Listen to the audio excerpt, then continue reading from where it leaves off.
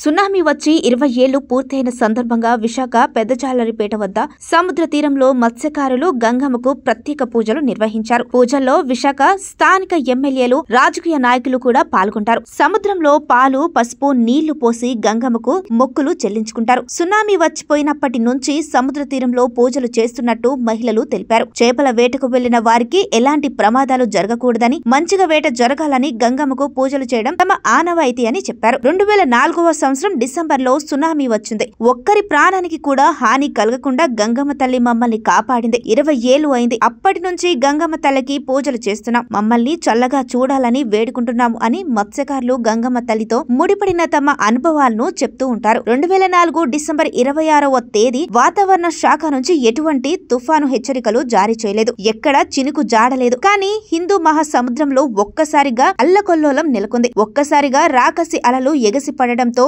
రెప్పపాటులోనే దక్షిణ భారతదేశంలోని తీర ప్రాంతాల్లో బీభత్సం సృష్టించింది. ఏకకాలంలో 14 దేశాలు ఈ జలప్రళయాన్ని ఎదుర్కొన్నాయి. సముద్రాన్ని నమ్ముకొని బతుకుతున్న మత్స్యకారుల జీవితాలు ఈ ఒక్క ఘటనతో చిన్నాభిన్నమయ్యాయి. దీంతో ఇప్పటికీ సముద్రం ఉప్పొంగితే గంగపుత్రులు నాటి కల్లోలాన్ని గుర్తు చేసుకుంటూ భయపడుతూ ఉంటారు. నాటి సునామీ సృష్టించిన బీభత్సానికి సరిగ్గా ఇప్పటికీ 20 ఏళ్లు. సునామీ అనే మాట మీకు గుర్తుందా? ఆ మాట వింటేనే దేశ వ్యాప్తంగా, ప్రపంచ వ్యాప్తంగా సాగర తీరాన్ని ఆనుకొని జీవనం సాగించే గంగపుత్రులకి, ప్రకృతి ప్రేమికులకి, సామాన్య ప్రజలకి కూడా వెన్నులో వణుకు పుడుతుంది. అదొక పీడకల. ఈ బీభత్సం కారణంగా రాష్ట్రంలో మొత్తం 105 మంది ప్రాణాలు కోల్పోయారు. ప్రపంచంలో దాదాపు అన్ని సముద్ర తీరాలు రాకసి సునామీ ప్రళయానికి గురి అయ్యారు. ఏకంగా ఊర్లకి ఊర్లే కొట్టుకుపోయాయి. కానీ ఒక్క విశాఖ తీరం మాత్రం చెక్కు చెదరలేదు. దానికి కారణం సహజ సిద్ధంగా విశాఖ సాగర తీరంలో ఏర్పడిన డాల్ఫిన్ నోస్. సముద్రంలోనికి చొచ్చుకుపోయినట్లుండే కొండల కారణంగా విశాఖ